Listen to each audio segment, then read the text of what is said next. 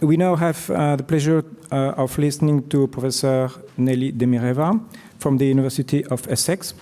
Professor Demireva's research focuses on vulnerable local communities, migration, interethnic links, and social cohesion. Some years ago, she led the project Growth, Equal Opportunities, Migration and Markets. The project addressed the challenges and barriers that European countries face in managing the mobility of persons to realize competitiveness and growth. She currently works on several topics, exploring local IRA effects in relation to migrants, voluntary organizations in the UK, and social trust. She contributed to the book Trust Matters, Cross-Disciplinary Essays, already mentioned. The title of your speech is Ethnic Minorities, Trust in Institutions and Political Trust. It suggests that there is a difference between trust in institutions and trust in politics, but maybe I'm wrong, so the floor is yours. Thank you very much. I want to start first by, again, thanking the organizers, and it's such a pleasure to be here. And also, really the order of the day is great, because now I can, you've already been introduced to some of the notions and the main topics by Professor Wachlen and Professor Barada de Freitas. And I'm going to try, I would have the privilege in my talk to kind of draw a little bit on theirs and some of the main foundational concepts that they've introduced. So I'm going to come out clean. I'm a sociologist. I love empirical work, and I'm going to present to you some figures and tables, and I'll try to put some of these more abstract notions I'm going to try to show you with my research. And as a sociologist, I'm a mixed method sociologist, which means that I've worked with big survey data. I have done a variety of different participatory observations and interviews, but I've also done some experimental work. So I've been trying in my work a lot to think about how do we operationalize this abstract notion of trust, and what would be its concrete, basically, manifestation in the different neighborhoods and in the communities that I have been, I've been studying. So why do we care about trust? Why is trust, so important? And also, I would argue that there is a very instrumental a reason why we do care about trust. We know that we are faced by global challenges, and with climate crisis and climate change becoming coming to the forefront of politics. We know that we would need cooperation between different groups. And as our societies, have become more diverse, we'll need those groups to kind of come together and to be prepared to face these, these common challenges. There are some accounts. For example, when Katrina happened, you had Rebecca Solnit with her book "Paradise Built in Hell," talking about the possibility that a disaster or an apocalypse might provide an opportunity for a clean slate, right? A disaster happens, and then a utopia might come in the wake of it. But I think, so many years now after Katrina, and especially with Naomi Klein's shock doctrine, I think we have seen that, these kind of positive accounts of the possibilities of disasters to reshape our world and to provide a clean slate for economists, for economists and for societies to kind of govern in a new way. It's just, too positive. This is not what is happening. We see that we have a variety of disaster shock people, and disaster doesn't happen to all people equally. There's some people that are more affected by a disaster than others, and that's very much been the focus of my work. So we need, and we've talked like both Martin and Raquel talked about trust and what, and trying to define trust. But what do we mean by trust? So on one hand, we have the social trust, this trust in strangers, the trust that you have like a stranger that would extend like certain common courtesy to you. We have the trust in our very particularized forms of trust in neighbors, the trust that people would put their bins out on the street, that nobody would break in your property, for example. We also have like trust in political institutions, in the rule of law, basically, and governments that very much providing the foundation of our societies. And we should care, I would argue, and in my work I have argued that we really need to care about the relationship and the trust relationships between majority and minority groups. Because if, in fact, like relationships and trust is, worsening between these groups, we'll see a range of social evils. And here on this slide, I've presented some of, of the work that have been done on each one of those. So on one hand, you have like worsening relations between groups. Like groups would be mistrustful and, may engage in a variety of different antagonistic behaviors. Most importantly, over time, that might result into the isolation of groups and the actual segregation because of the kind of the negative contact between these two groups. So if both are mistrustful, on one hand you have like the formation of these ethnic strongholds in which groups basically differentiate and isolate themselves on the basis of their ethnicity. Importantly, as resources are becoming like more and more scarce in our societies, there might be less involvement in community building and community organizing.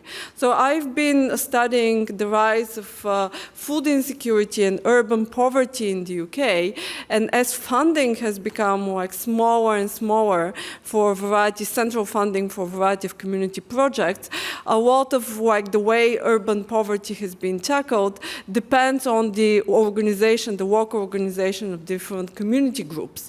Now, if they're very ethnicity-based, and if groups are mistrustful towards one another, how do we ensure that we have citizens with the right habits of the heart, that are ready to help each other and to step in where central government is perhaps lacking?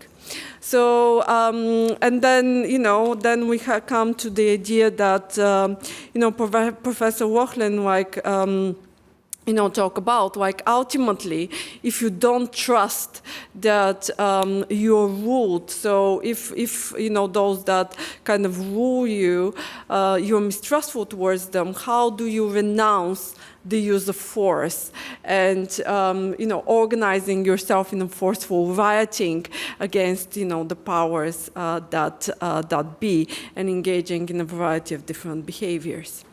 So this is, why we care, and why we care about, what is happening in the state of affairs between minority and majority groups. So I don't know whether you can see that well, this table, but I'm going to present to you a series of examples from two societies, from the US and the UK, because there is a lot of data on them, but on the final slide I have a lot of the evidence also for Belgium and for other European countries, and the patterns are very similar. So what do we know about the way people trust, strangers and others? We know that race and ethnicity is a really big factor. We know that twice, for example, in the US, twice as many white people are high trusters than black or Hispanic people, to that extent. So the group of those that mistrust among, blacks, especially in the US, is very, very high. Now, this is quite, a stark difference. You can argue that to some extent this is a compositional effect, and that this is driven by the fact that, those that, for example, are in lower socioeconomic positions are also less likely to trust. Those that have, lower educational qualifications are less likely to trust. But a lot of research has been done on this topic, and even once we account for these educational differences, for these differences in socioeconomic status, you really still see the differences between racial groups in the US, to the extent that researchers will talk about race as a defining principle of who trusts whom in the case of the US. The same is not, however, true if we look, and for many political commentators and sociologists, this is not true when you look at trust in government, and the same by race and ethnicity. So among Asian, Hispanic, and Black adults, about 36, 30, and 27% say they trust the federal government in the US most of the time, or just about always. So these are much higher levels of trust than among white adults, which on this graph are this brownish line. Now we see this partisanship in trust as well in a lot of these graphs.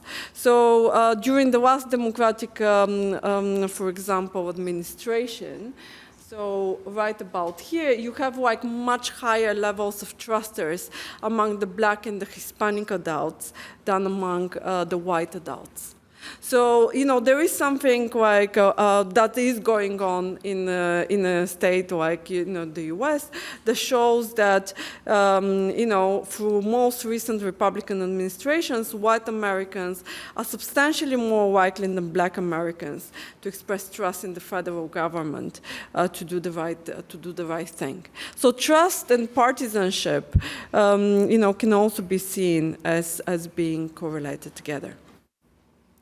Now I'm going to show you something that I find extraordinary. So this is the most recent data that we have in sociology in measuring some of these concepts. So this is the ethnic hierarchies in trust by treatment by the police in the US. And this has been a graph that has been what's talked about, has been covered by, from the CNN to Fox News have covered it. And basically what you see on this graph is that among African Americans, almost, 84% would say that they believe that they have been treated unfairly by dealing of the police. So this is extraordinary. The majority of the group believes they are not exposing or there isn't fair treatment. Now, what is extraordinary about this graph, and is much less talked about, is that within the white majority, more than half would acknowledge that. So this is a fact that's much less talked about, but I think it is quite significant.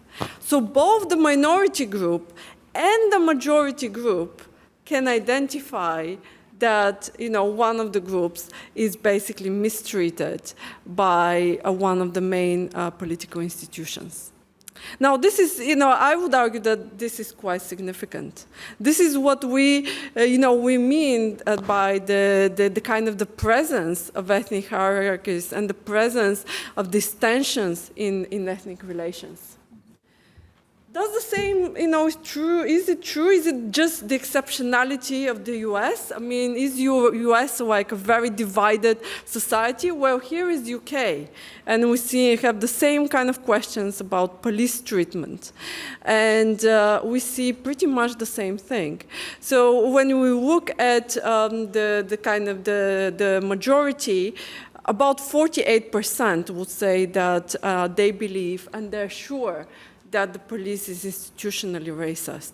This is less than 50%, but in this graph, 27% will say that they don't know. Like they just, are not sure how to kind of answer this question or whether there is sufficient evidence, but they would not say that the police is not institutionally racist. And it's more than 50% in all the groups, in all the other groups, would recognize the police as being institutionally racist. Now, so this leads to, clear kind of, examples, and a lot of the again, in the literature, there is a lot of like kind of lamentation about this fracture in trust between different groups. And on one hand, the fact that ethno-racial minority groups are trusting less is attributed to their historically disadvantaged positions in the socioeconomic structure and, actual and perceived interpersonal institutional discriminatory treatment.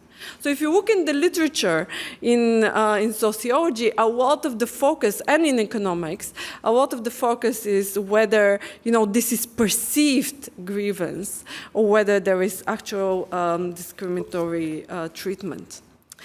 And furthermore, the ethno-racial differences in procedural justice and motive-based trust are talked about like as being behind this inability for different minority groups, for example, to accept some of the decisions that the judicial system would levy, for example, on them. I would argue that in my work, in my dealing with policymakers, the fact that both the majority and the minority group can identify one of your main institutions, the police, as being institutionally racist is a deep cause of concern. Instead of like making like or creating more surveys or trying to adjudicate whether this is actually the case, I think, which a lot of energy gets spent on, I'll say that if both the majority and the minority group, believes this to be the case, that we should really kind of move to the next phase in which you think what you can do about it. Now, what happens on the ground? So why, as Professor Wachlin, but to some extent, Professor Barradas de Freitas also talked about this idea about the reasons why we accept authority in different way, and what happens basically on the ground. So why are we not seeing, in a way, given that we have like these tensions between groups, they are there, and we know that why are riots, for example, and some sociologists have been asking this question, not a daily occurrence, not something that, we see the fabric. Why is still society cohesive in one way, and we see things holding together. So now I'm going to present to you some, results from a field work I've done together with a PhD student, Engin Sonmez, on different mosques. So we had the high privilege to actually talk with about 50 different imams and different mosque staff in Britain in the last 4 years, and trying to see how the rise of hate crime would, is affecting them, and what does it cause, like on the ground. So this quote illustrates that when we actually, conducted the field work, and when we approached like different imams and mosque staff, and we asked them whether they have witnessed or experienced any kind of racial abuse, hate crime, and negative treatment, the majority of them said no. So violence against different minority groups in the UK have become so normalized that even in the presence of verbal daily abuse, people would not say that they have experienced racism unless it was an extreme case of violence. For example, arson attack or physical attack towards a person. So in the quote of, this religious leader, in the course of the interview, he would continue talking about verbal abuse, open racism, to the extent that he was really worried even for the safety of his wife at a certain point. But he would normalize that. He would accept that this is the cost that you pay to be part of this society, and and since it is not physical, even if it is very abusive and very aggressive, it was fine. Nobody came to harm. Now. In a way, so this is a field work that was conducted in 2024, between 2020 and 2024 during the pandemic time. What I was really struck, and in the UK there is a new Channel 4 documentary on the events that happened in Britain in the 1970s and the 1980s. It is called Defiance, Fighting the Far Right. It's really very interesting. It covers the riots in Southall, West London, an area that was targeted by the National Front, and then also the East End with riots in the 1978. I was really particularly struck that a lot of the oral histories of the time show very similar kind of experiences as the field work that we've done in 2020 and 2024. For example, in some of the oral histories, some of the respondents will talk about the fact that if you go and if you protest and you had the National Front there, the police, may not actually arrest some of the National Front people, but actually may arrest people from the community because they're observing the altercation.